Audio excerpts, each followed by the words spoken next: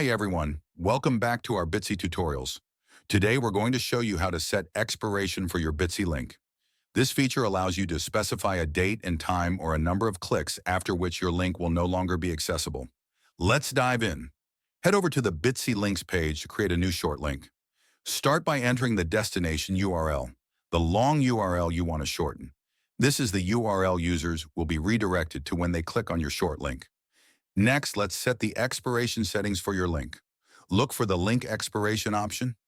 You have two options for setting expiration date and time.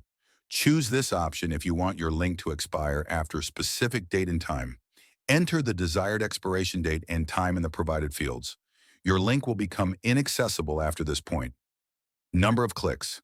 Select this option if you want your link to expire after a certain number of clicks. Enter the maximum number of clicks allowed before the link becomes inactive. Fill in the appropriate fields based on your choice. If you're setting an expiration date and time, make sure to pick a future date and time. If you're using click-based expiration, enter the total number of clicks allowed. Once you've configured the expiration settings, click on the Create Bitsy Link button. Here's how it works. Your Bitsy link will remain active until it reaches the expiration date and time or the maximum number of clicks. After that, the link will no longer be accessible.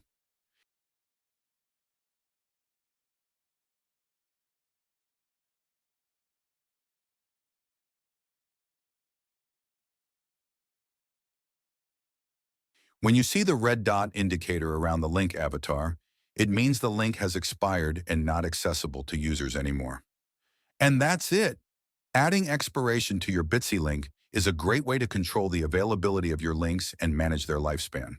If you found this video helpful, give us a thumbs up and subscribe for more Bitsy tips and tutorials. If you have any questions or need assistance, leave a comment below. We're here to help. Thanks for watching and happy linking with Bitsy.